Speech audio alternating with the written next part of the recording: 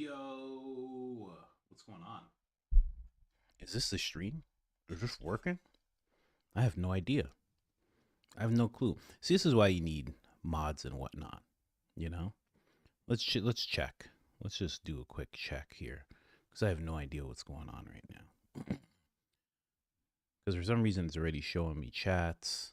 Like, there's no way this is already started. Let's just double check here really quick. I should just start the show. Oh, someone just said, yo, what up, Rick? This is crazy. So, which channel am I on right now? I should be on I Am Coach Colin. That's where I should be. If I'm on the other one, then something has gone seriously wrong. Oh, yes, I am. I should be on Beautiful. I Am Let's Coach go. Colin. That's where I should be. Let's get it. All right, so I was just trying something new because I wanted the chat to be like right next to me so I could see it. And before I had to like sign into my own stuff, and it was just ridiculous. It looked silly. So I don't want to do that. All right, guys. So Joe Rogan stuff. You know what this channel's all about. It's about the Joe Rogan stuff. We're going to get right into it. No episode will be complete without starting it with the clap. Yes, it's working. YouTube, it is. I thank you so much, Sharon, for letting me know that. Right now, we're getting into Joe Rogan, Elon Musk. Elon Musk is discussing all of the waste that is going on within the federal government. It is like a extremely obese person who is now just starting to walk 5,000 steps a day. And it's so easy to cut the fat. It's so easy to cut the waste. Now, after that, I'm going to play a senator from Wyoming. She's going to talk a little bit about what she's seeing with Doge, which I like to hear that from people in the government. We hear a lot of hyperbole from MSNBC, Fox News, et cetera, et cetera. We're going to hear from this senator and what she thinks about the whole thing. And then I'm going to go to the other side because, you know, I like to see my biases. I like to expose them a little bit. I understand that I have a bias. I'm for Doge. I'm for the Trump administration. But apparently 21 Doge members actually resigned from Doge because they didn't want to dismantle public services.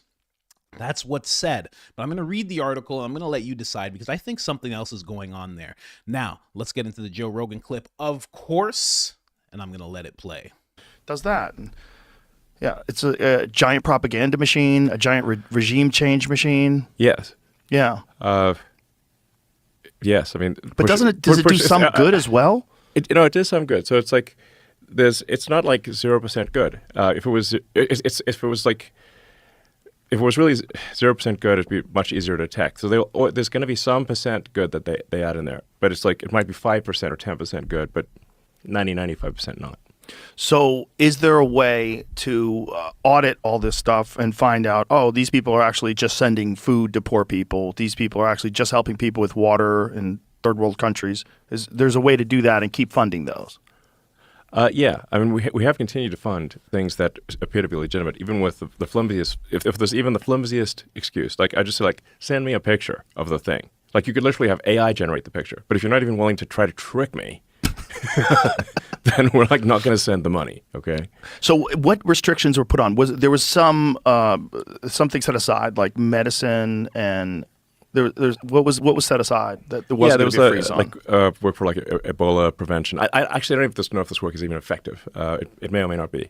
Like it could be the kind of thing where you sort of fund Ebola prevention, but it turns out that actually you're funding a lab that develops new Ebola recipes or something.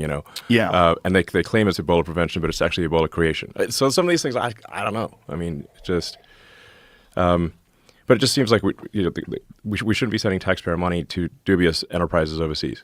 Right. Yeah. Yeah. And why are we doing it? Like, what exactly is the reason? Is it because we want to make friends with these people so the Chinese don't take over, the Russians don't take over? Okay, how much of that is like a good thing? How much of that is smart to do? And how much is a grift? And without any sort of oversight, which has really been going on for so long, they've just had free run.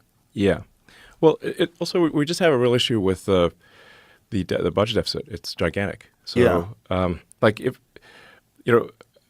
all things being equal, if we didn't have a gigantic budget deficit where interest payments, the interest on the national debt exceeds the Defense Department budget, which is truly astounding, which means so we're paying over $1 trillion of interest on the national debt, then, okay, we would have more room for wasting money, basically. But when we're spending so much money that the country's going bankrupt, then we really need to stop spending money unless we're sure it is good value.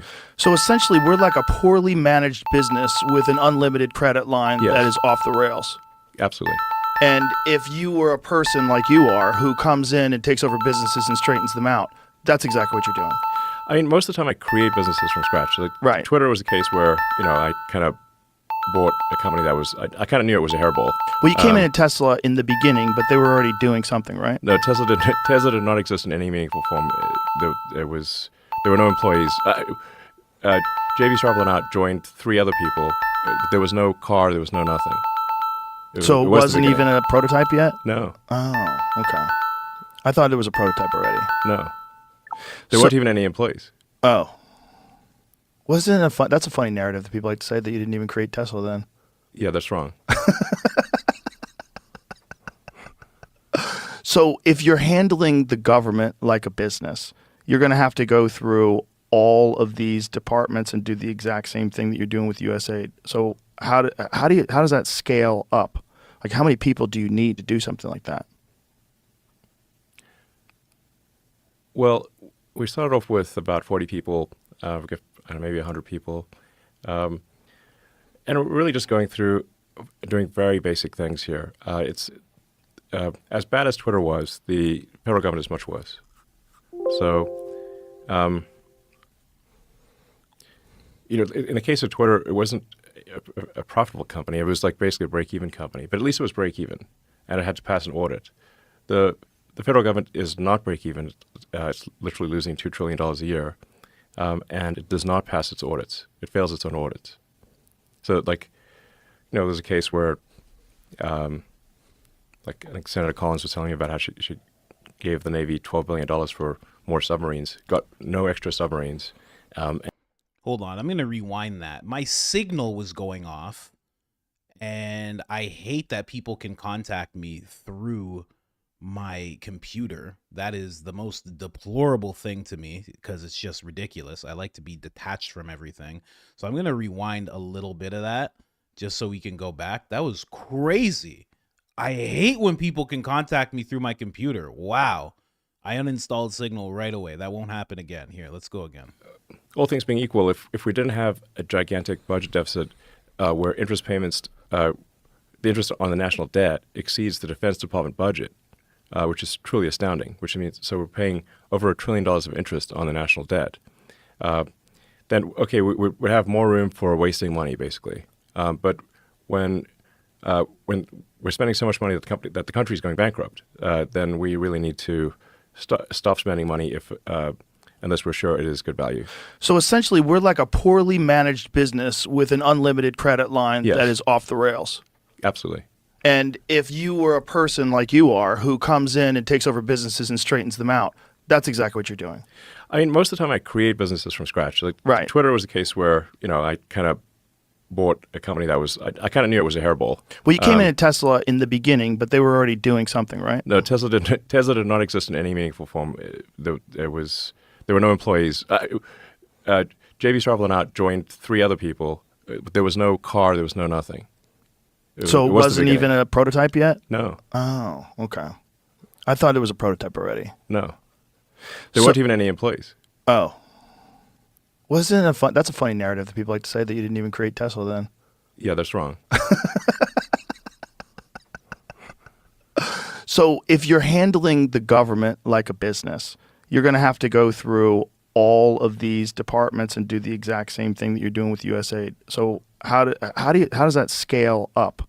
Like, how many people do you need to do something like that? Well, we started off with about 40 people, maybe 100 people. And we're really just going through doing very basic things here. It's as bad as Twitter was, the federal government is much worse. So,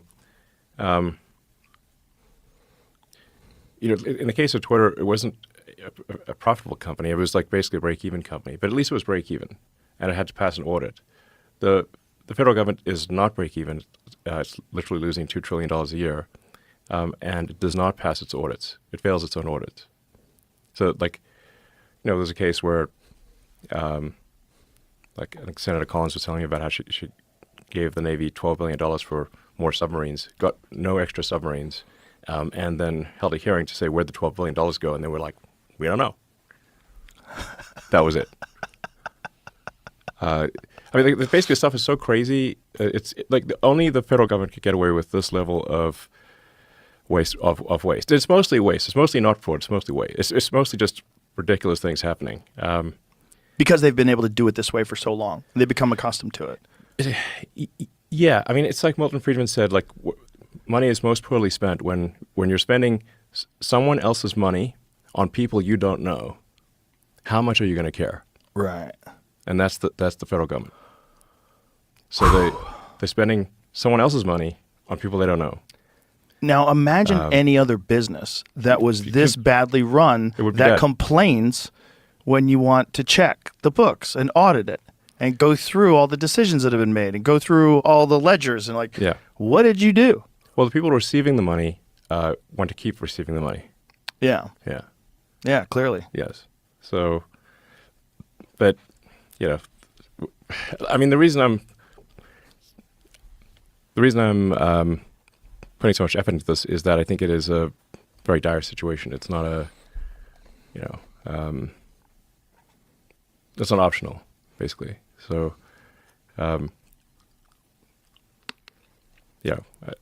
America's going bankrupt, so that just can't happen. It's just bizarre to me that some people aren't willing to look at it correctly. They're not willing to see like how much chaos this is, how much waste and fraud there is, how much can be trimmed, and how much. Just because people have jobs doing bullshit doesn't mean your tax dollar should pay for this bullshit. Yes. I mean, we found just with a basic search of the Social Security database that there were 20 million dead people marked as alive. But were they getting money? Some of them are getting money. What percentage of them? It isn't clear. We're actually trying to run this around. I was trying to get an answer right before the show. What it looks like is that most of the fraud is not coming from Social Security payments directly, but because they are marked as alive in the Social Security database, that they can get disability, unemployment, sort of fake medical payments, and other things because they're marked as alive in the Social Security database. Mm. So it looks like it's a bank. The fraud is a bank shot, essentially. They bank shot into Social Security. They just do an "Are you alive?" check, and then get fraudulent payments from every other part of the government. Oh, yeah, and this exploits the fundamental weakness in the government is that the various government databases, they don't talk to each other. So they talk to each other very poorly in a very limited way. So the way that the system gets exploited is by taking advantage of the poor communication between the various databases in the government. To give you an example of like what's happening, say, Treasury, which is improving rapidly, the main payments computer is called PAM, like payment accounts master database or something like that, but everyone calls it PAM. That's responsible for almost $5 trillion of payments a year, roughly $1 billion an hour. And when we came there, we're looking at this PAM, and it's like the payments have no. You could put a payment through with no payment categorization code, and no description on the payment, like basically untraceable blank checks. This is the kind of thing that if it was done as a public company, the company would be immediately delisted, and the executive team would be thrown in prison. But this is just normal at the government. So we said, okay, our recommendation to the Treasury and the Federal Reserve is like we need to make the payment categorization codes mandatory, not optional, and there needs to be an explanation. We're not judging the quality of the explanation, but there should be some explanation for what this payment is for above nothing. That's a radical change to the system that is being implemented now. My guess is that probably saves $100 billion a year. Jesus Christ! That's where was that money going? Rough order of magnitude. Where was that money going? Well, So this is where you get into the sort of gray boundary between waste and fraud. If money is sent to a person or organization from the government, and you didn't really deserve it, but the government still sent it to you, is that waste or fraud? Right. So, I mean, there's a lot of payments that where someone just approved the payment, but then that payment officer changed jobs or retired or died, and the payments just keep going.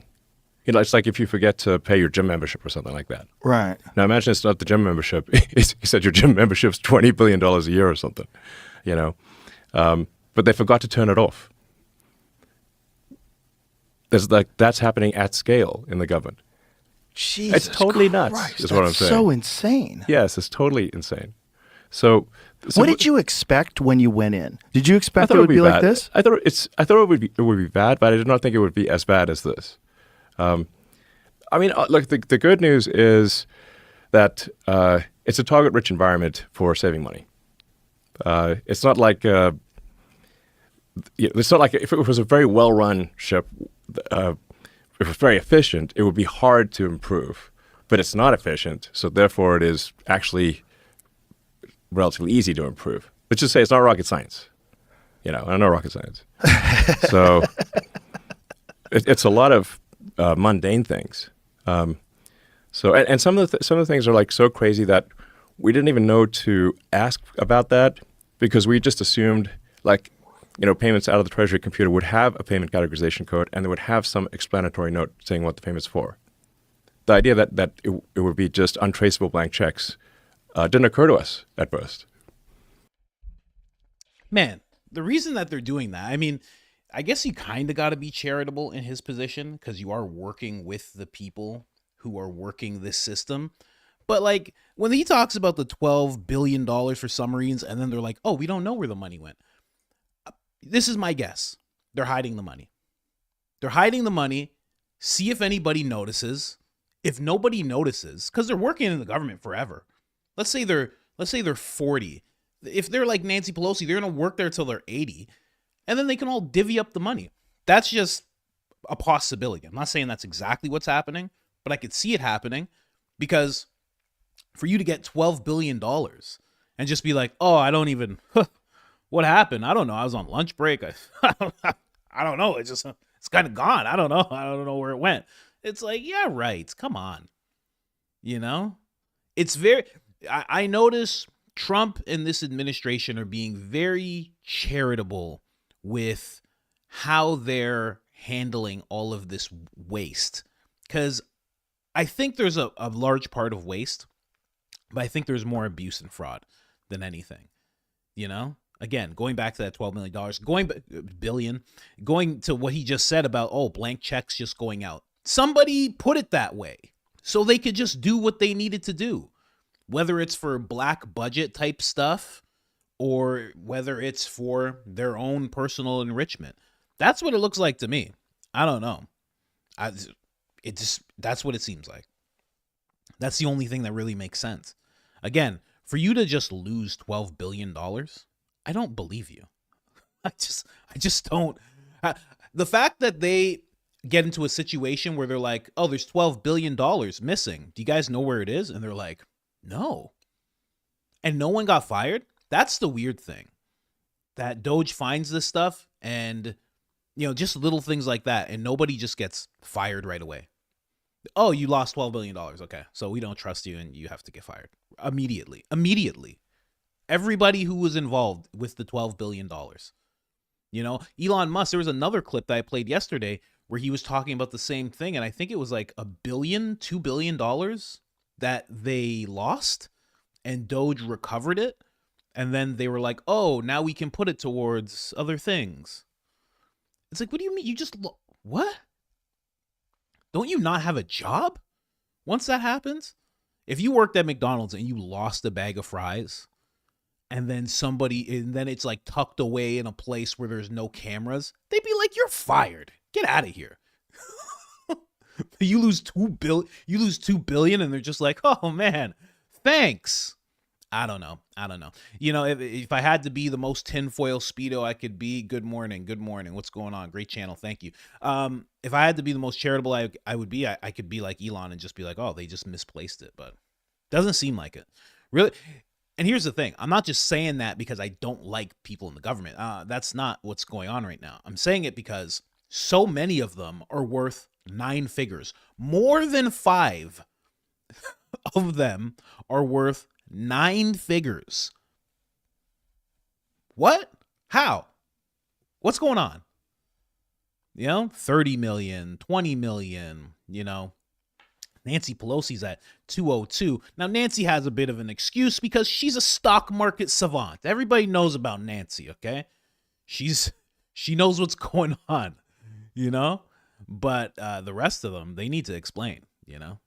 I don't get it. You know, Lindsey Graham. People say Lindsey Graham's worth 120 million. How and why? He doesn't have the charisma to run around doing business. You know what I mean? Trump became a billionaire because he has charisma, art of the deal. Lindsey doesn't have any of that. Like, what? But you do see Lindsey being like, hey, I'm going over to Ukraine real quick, guys. Guys, I'm heading over to Ukraine. Y'all want anything? I'm just going over to see Zelensky. You know, Lindsey Graham was the most hurt by what happened with Trump and Zelensky yesterday. He was the most hurt out of anybody. He was like, oh my God, what? Oh, Vladimir, oh, what are you doing? Oh, the money. Oh God. Oh, Jesus. He was very upset. Anyway, this is the senator that I was talking about. She's going to talk a little bit about what she's seen. Actually, no, there's another person, but this is where the senator talks about what she's seen. Then we're going to touch on Elon Musk doing his first appearance speaking in front of everybody. Then we're going to have this lizard-eyed lady tell us a little bit about the Doge employees who resigned recently. And then I'm going to touch on an article, read through it just a little bit, and give my take on what I think is really going on there. Let's just jump into this. Joining me now is Wyoming Senator Cynthia Lummis. Senator, it's great to see you this morning. Thank you so much for joining us. Pleasure to be with you, Maria. And of course, you were in that meeting yesterday. What can you tell us? Doge is finding things that any business should have under control, but the federal government does not. Let me give you a couple examples. Okay. They found an agency that had twice as many credit cards outstanding as there were employees at the agency. They have found fields on computers that say, where is this payment being made to, and to whom is it being made for what? And those fields are empty. They've never been filled out. Money's outgoing. We don't know where it's going.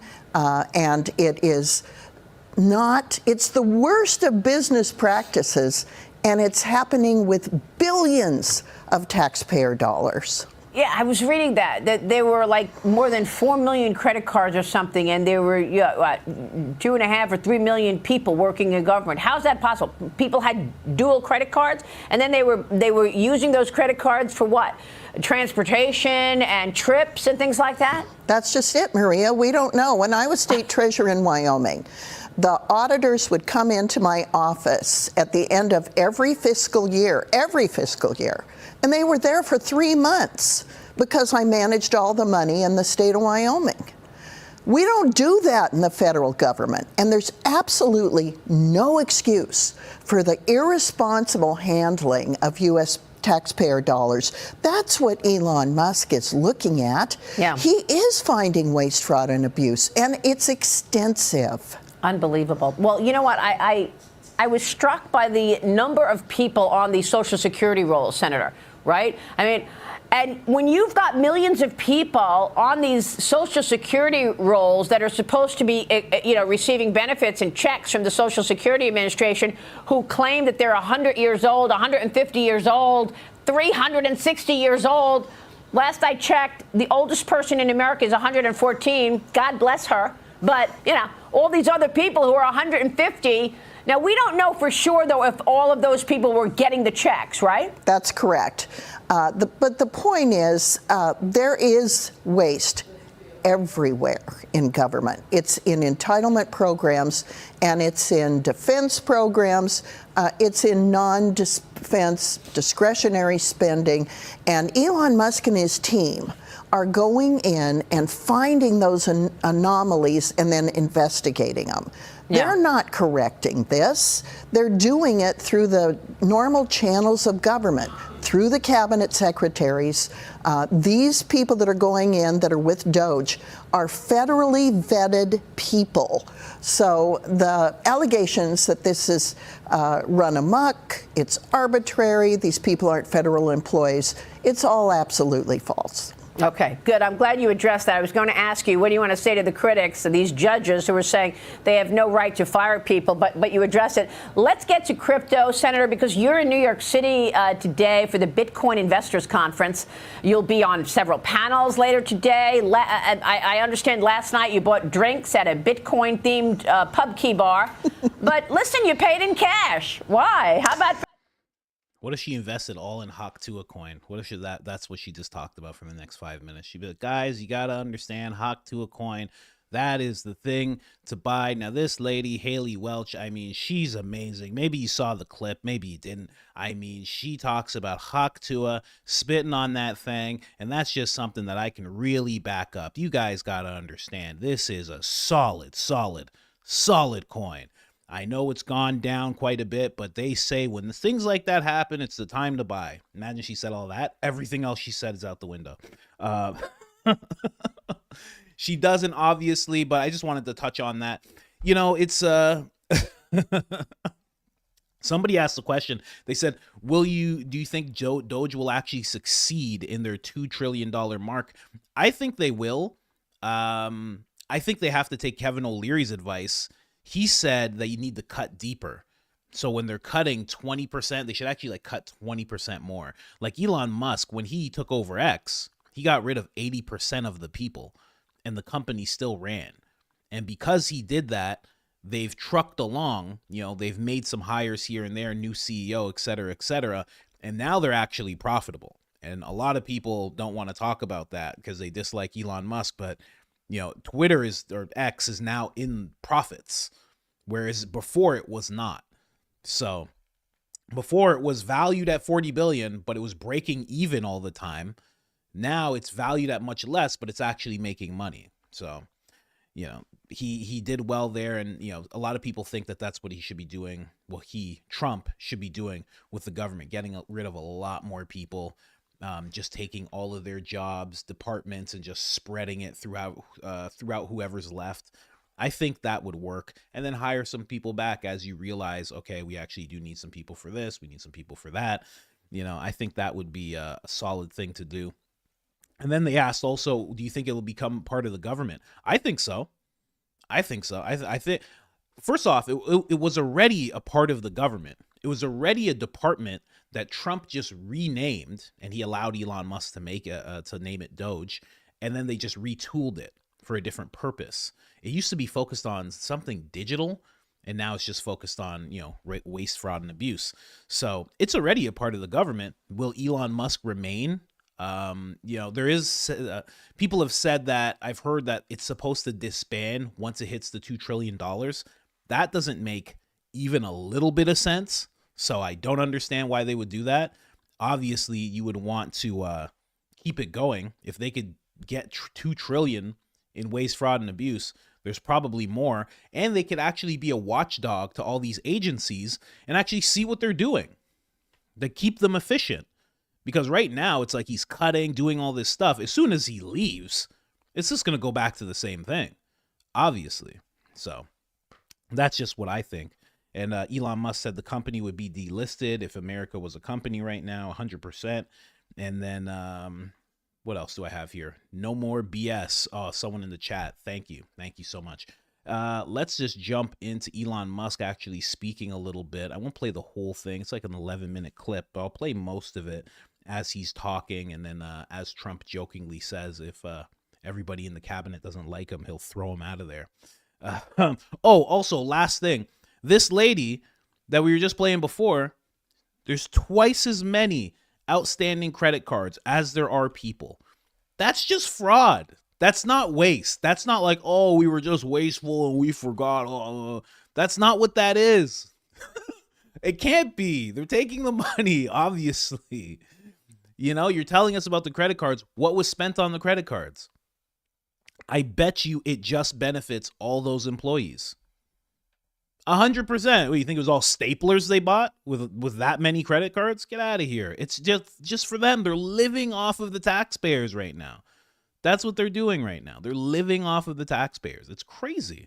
Anyway, let's play this clip, and then we'll get into some more stuff. And explain where you are, how you're doing, and how much we're cutting. And it's an honor to have you. He's been a tremendously successful guy. He's really working so hard, and he's got businesses to run. And in many ways, they say, how do you do this? And, you know, he's sacrificing a lot and getting a lot of praise, I'll tell you. But he's also getting hit, and we would expect that. And that's the way it works. So I'd like to have Elon Musk please say a few words. Well, Thank you, Elon. Thank you, Mr. President. I actually just call myself a humble tech support here because this is actually, as crazy as it sounds, that is almost a literal description of the work that the Doge team is doing, is helping fix the government computer systems. Many of these systems are extremely old. They don't communicate. There are a lot of mistakes in the systems. The software doesn't work. So we are actually tech support. It's ironic, but it's true. The overall goal here with the Doge team is to help address the enormous deficit. We simply cannot sustain as a country $2 trillion deficits. The interest rates, just the interest on the national debt, now exceeds the Defense Department spending. We spend a lot on the Defense Department, but we're spending like over $1 trillion on interest. If this continues, the country will become de facto bankrupt. It's not an optional thing; it is an essential thing. That's the reason I'm here. And taking a lot of flack, and getting a lot of death threats, by the way. I mean, I like to stack them up, you know. But if we don't do this, America will go bankrupt. That's why it has to be done.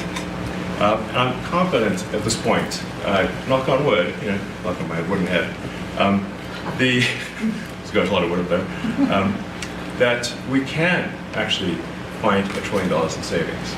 That would be roughly 15% of the $7 trillion budget.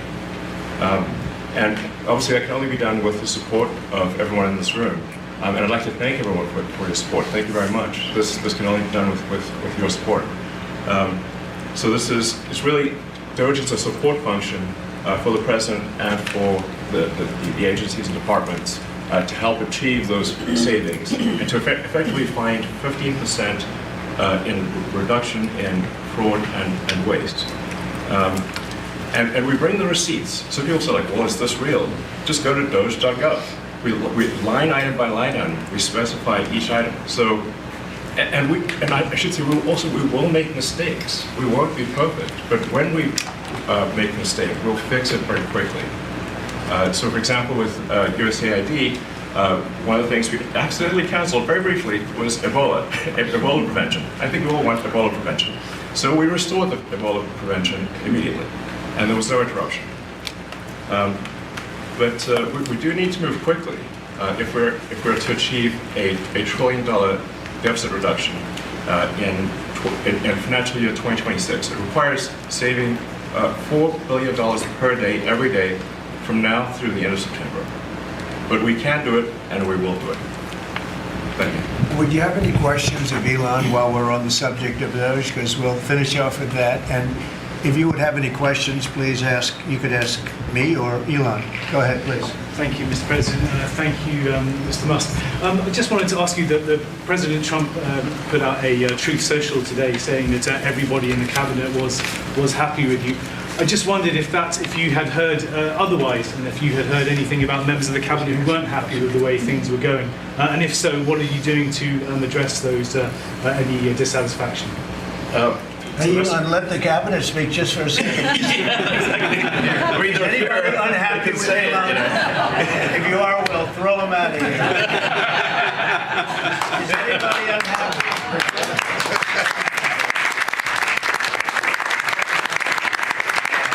They have a lot of respect for Elon and that he's doing this, and some disagree a little bit, but I will tell you, for the most part, I think everyone's not only happy, they're thrilled.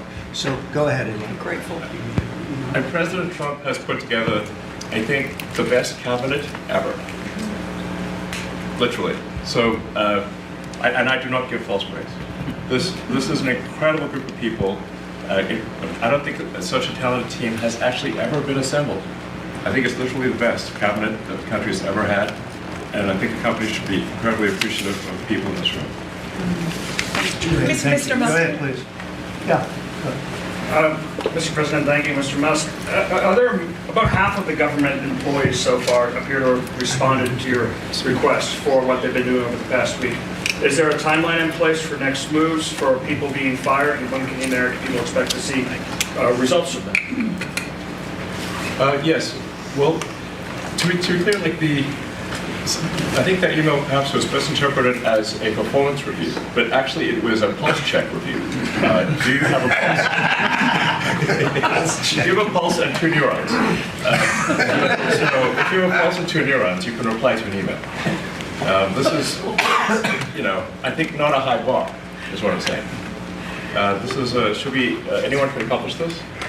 But what we are trying to get to the bottom of is we think there are a number of people on the government payroll who are dead, which is probably why they can't respond. And some people who are not real people, like they're literally fictional individuals that are collecting paychecks. Well, somebody's collecting paychecks on a fictional individual. So we're just literally trying to figure out, are these people real? Are they alive? And can they write an email? Which I think is a reasonable expectation for the American public would have at least that expectation of someone in the public sector. Mr. Musk, roughly 1 million employees. It's not a high bar, guys. Come on. Roughly 1 million employees have responded so far to this email. Does that mean that the remaining 1 million or so federal employees now risk being terminated? And is it your understanding and expectation when you post a directive on X that the cabinet secretaries will follow that order? Because several agencies have instructed employees that this is voluntary or not to respond. Yeah. Well, I mean,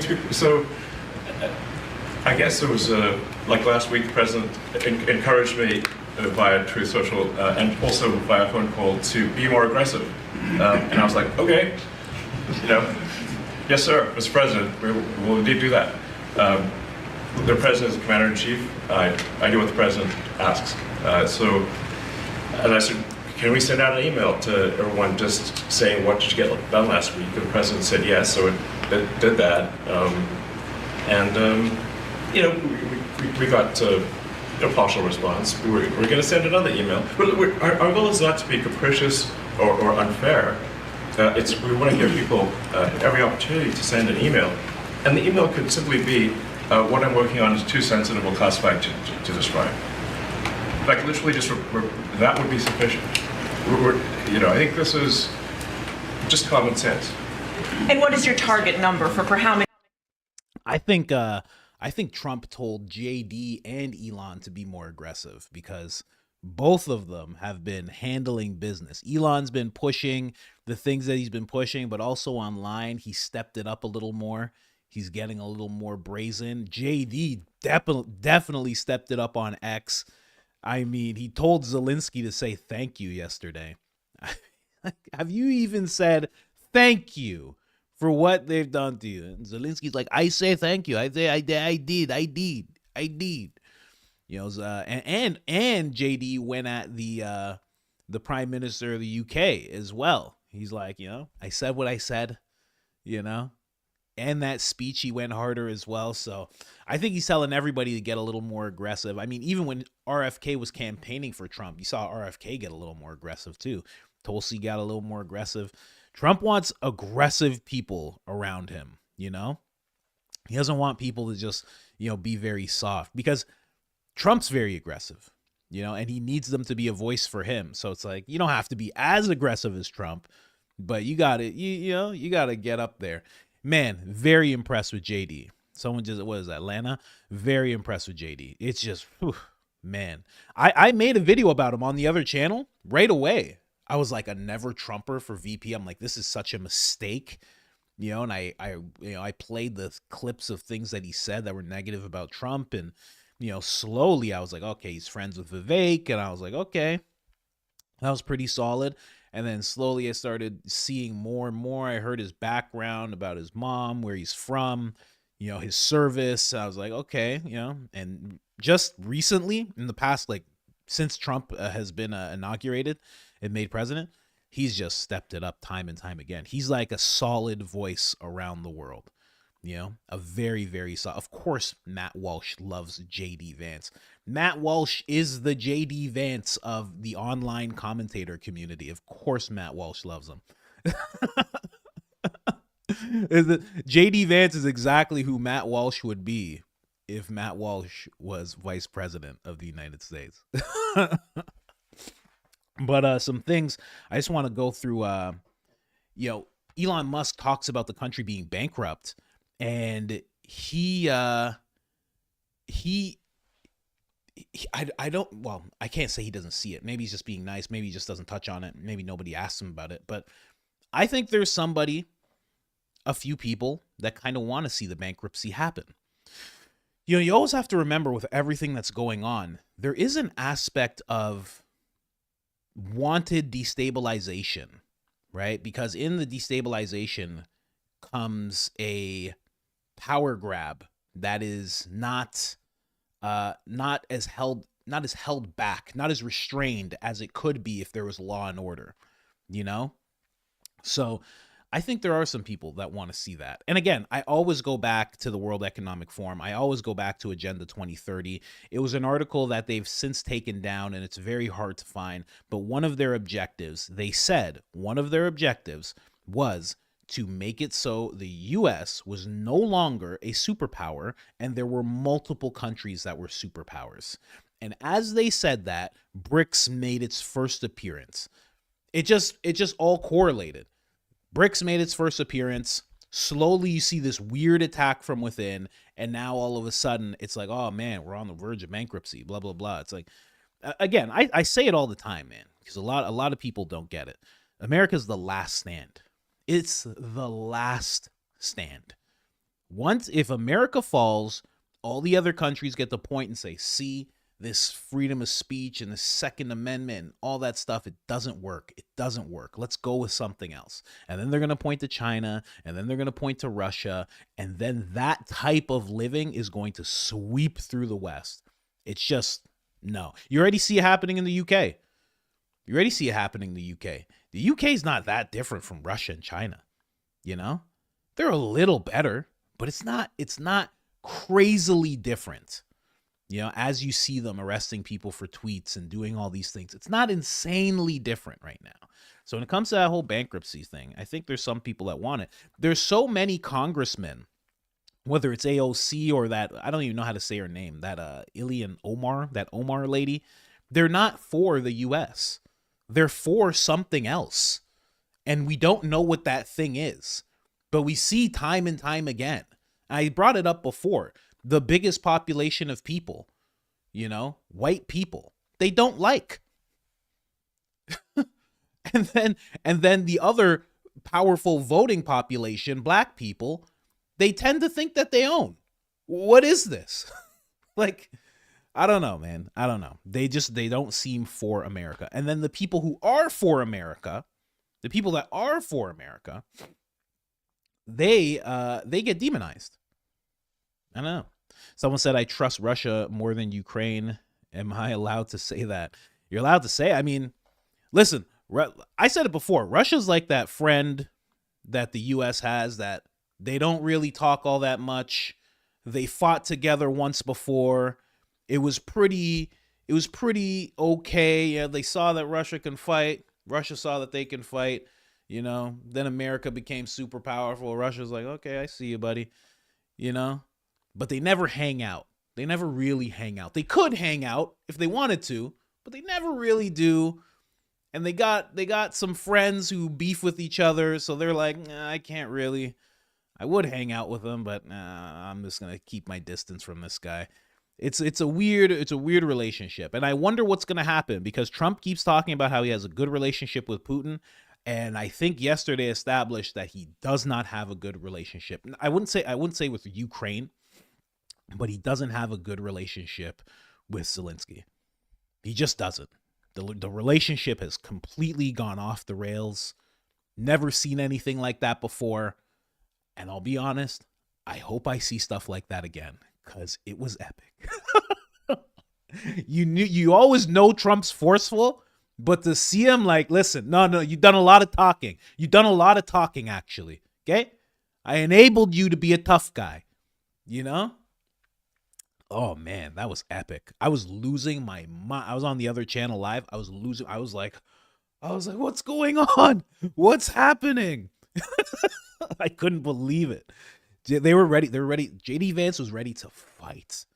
That Appalachian was going to come out of Jay-Z.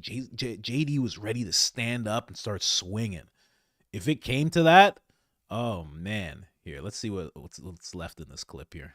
How many workers, employees you're looking to cut total? We wish to keep everyone who is doing a job that is essential and doing that job well. But if the job is not essential or they're not doing the job well, they obviously should not be on the public payroll. I'd like to add, wait.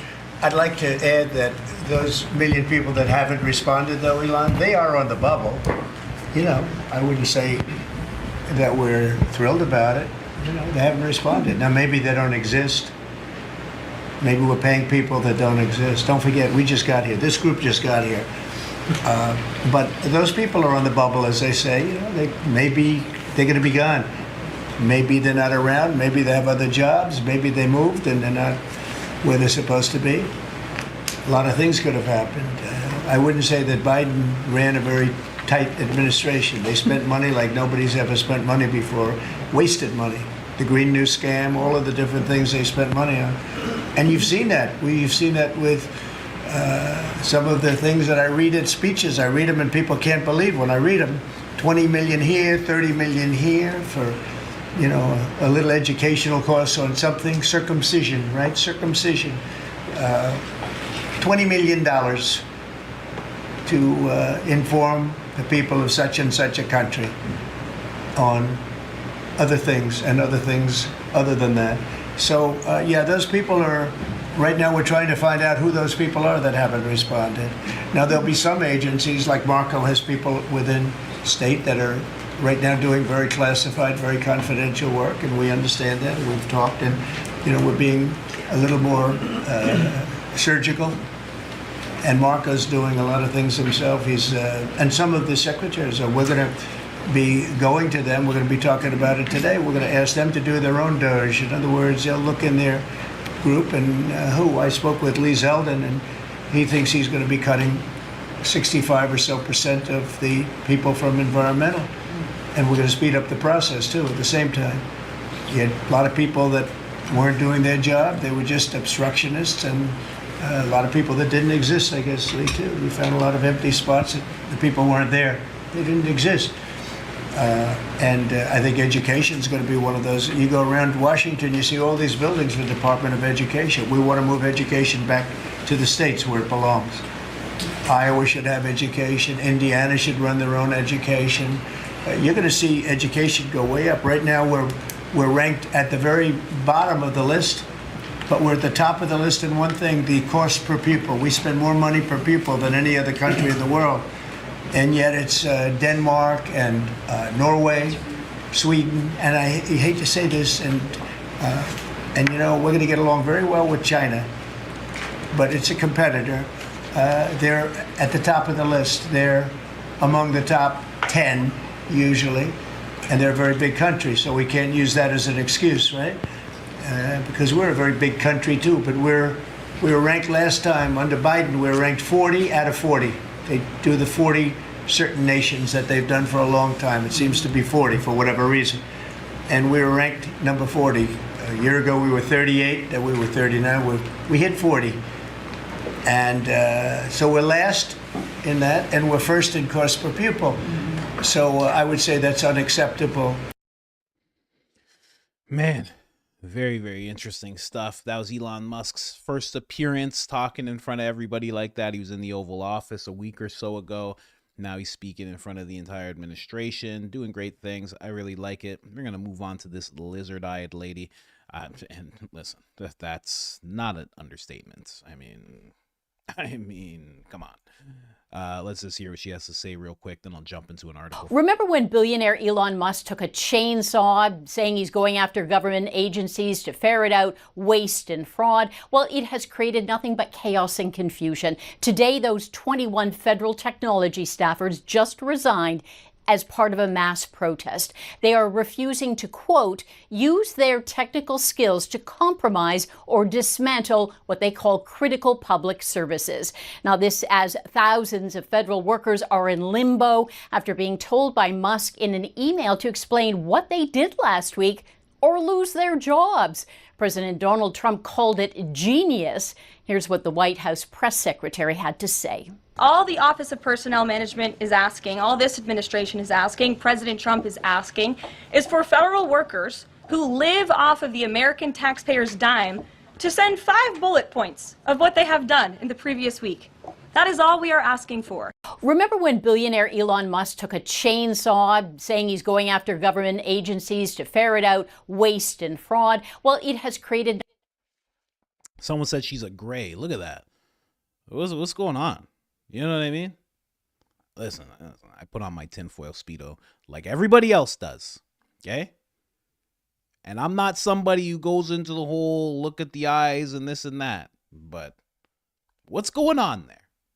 I'm not doing anything. I didn't do anything to this clip. I don't know what this is. I don't know. Someone said she's a gray. Maybe. Oh, this looks like a lizard person to me. No offense. No offense. I mean, apparently lizard people make the world go round, so. Dead eyes. Yeah, kind of. I don't know. Whatever. But again, I know about my biases, so I'll just go over to this article here. Now, what this article is that more than 20 Musk staffers, Doge staffers, resign over dismantling public services, right? You see somebody who's clearly unemployed, protesting here in the cold. Unemployed and motivated is a very interesting combination. You know, you're unemployed, but you're actually motivated enough to get this sign and actually meet up with a bunch of people, walk through the streets. Very, very interesting combination. I wonder what they would do if they were, motivated to do other things.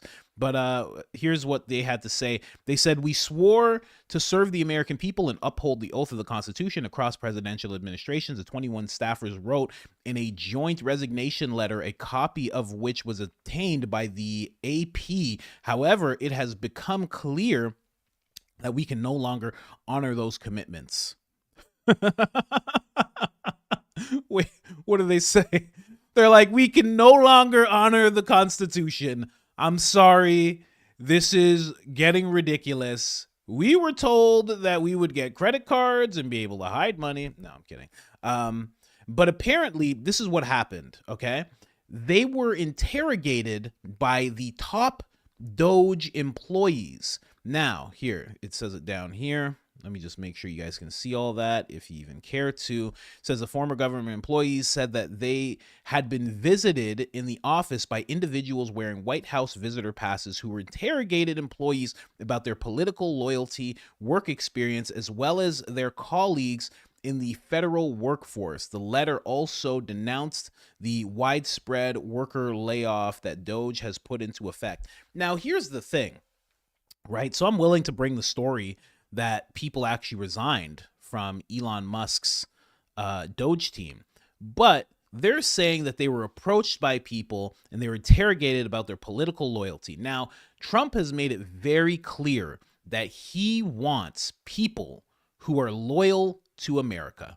He wants people who are loyal to the Constitution. He wants people that actually love America and want to do things in the American people's interests. So it's no surprise that they had to sit down with these people to verify if they were actually like that. Again, talking about Doge, talking about Elon Musk, that's exactly what he did when he took over X. He said, he put out a letter. He goes, listen, going forward, I'm going to need the people, and he said these exact words, the people who are the most hardcore, who are ready to work. And a bunch of people just left. They were like, we're done. we're done. I don't know about this hardcore stuff. I don't know about this work stuff. And they left a huge swath of these engineers and people who, he possibly could have actually needed. They left because they didn't like that whole thing. It sounds like these people had the exact same thing. Somebody came to them and said, "Are you loyal to Trump? Are you loyal to the Constitution? Are you loyal to America? Will you execute President Trump's objectives?" That's what they're there to do.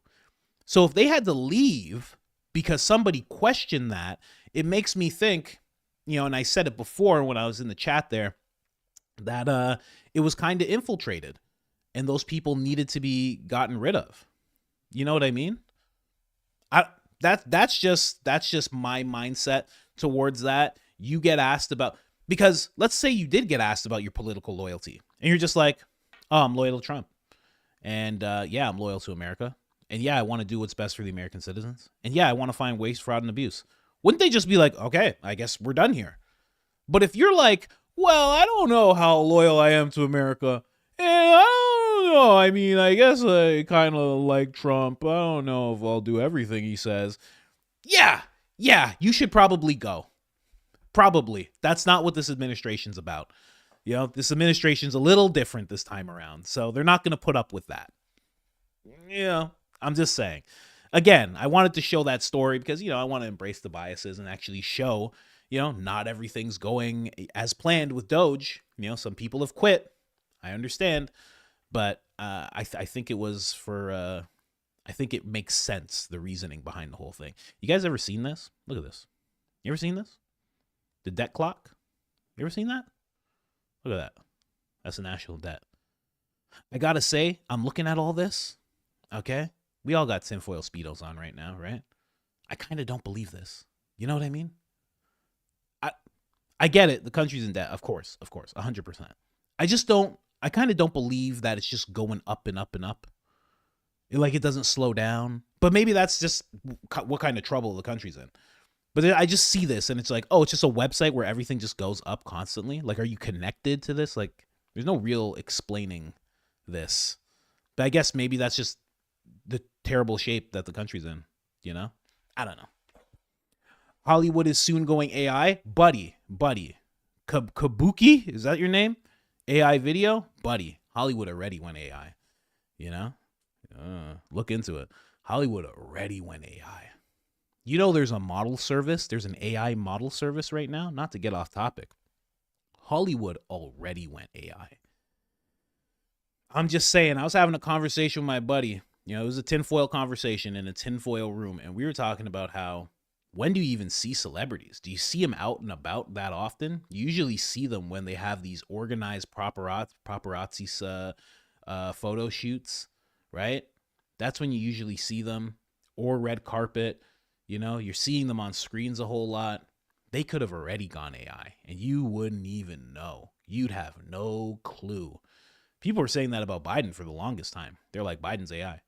There'd be certain speeches where they'd be like, look at this, look at that. Anyway, no, I'm not playing that one. And I was going to go through Elon Musk's, his little bit here. He has this video to play. So we started looking at all political donations from the State Department. We looked at them for USAID. And what did we find? For State Department, it was like 94% went to the left. At USAID, it was like 98% that went to the left. National Endowment for Democracy, like 95% to the left. And then we started looking at all of the partners, the international NGOs, the contractors, and started looking at all of them, where the billions and billions are going. And 95, 98%. Even World Vision Catholic Relief Services, the vast majority, well over 90% of their political donations were going to the left. You look at the boards, they're all prominent people making very high salaries. So when you think about what's happened, the left, which was misusing USAID, and they're doing this across the federal government, misusing taxpayer money as a slush fund to finance their own people. And these are folks that can go out there, do the media, be the foot soldiers of the left, give money back, And so you had a one-sided uni-party apparatus here funding only one side of the political equation. And thank you, U.S. taxpayer. So Elon Musk posted that recently. He was just saying very important to understand the corruption machine. He was just talking about that a little bit. He's been talking about some other things. He has Don Jr. here talking about Doge as well. Let's play that real quick. Down 95.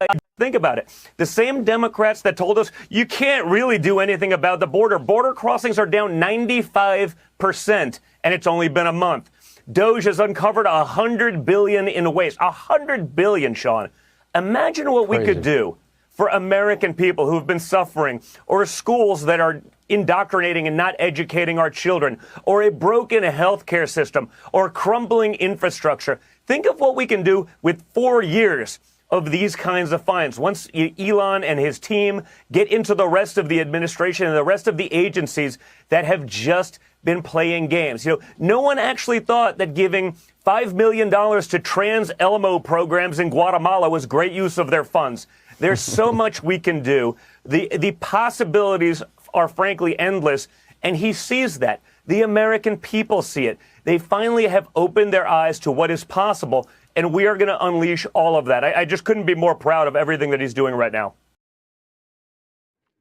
Man, I don't care if Candace is your number one go-to. Well, when I made my first video, the first comment that came up was, "You're Candace Owens knockoff," and I was like, okay. That was the first comment. I was like, what? I'm like, this is how it's gonna be. I'm like, I guess this is how it's gonna be. And then the next person said, you look like a great value brand Lawrence Fishburne. And I was like, okay, fine. My dad kind of looks like Lawrence Fishburne. Cool. And then the next person was like, you're Officer Tatum wannabe. And I was like, oh, well, Jesus, that's fine. I was like, let me go look these names up.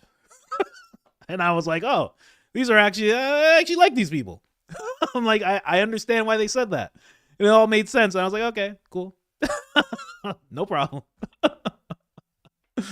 So it makes perfect sense, you know. Plus, I'm not going to say anything negative about Candace. I don't want any problems with Candace, you know. You want no problems with a lady who has Caribbean blood. You know, my mom has Caribbean blood. It's a very tough issue to get through when you have to deal with a lady like that. They're very fierce. I don't need that kind of stress. You know what I mean? I just don't need that type of stress. No, I don't look anything like Candace, but they were just the fact I was talking about the black community and how they need to fix things and blah, blah, blah. And I was just saying things that make people on the left pretty angry, especially when a black person says it. So they were like, I don't like this person. Yeah, they just got mad. Yeah, so whatever. It happens. But I think that's the end of this episode, guys. I'm going to get out of here. I'm going to film another episode, but it's not going to be live, and I'm going to put this one out now. It's going to be a video that you can go back to, of course. I think I'm going to start doing lives on here, lives on the other channel. I just wanted to test this out. This was just a test. Like I said, I don't usually go live on Saturday. I don't usually do anything on Saturdays, but I was behind on the videos, so I just wanted to do this quickly, post this up. So I just wanted to see that. Me and Candace are so funny. Solid. One day I'll meet her. And she'll either like me or hate me, and it'll be fine. I hope she likes me one day. I'm sure we'll meet at some point. But I just wanted to test this out, so I'm gonna start doing this more. Again, I think I'm locking down. I think I'm locking down early. I think that's what I'm going to do.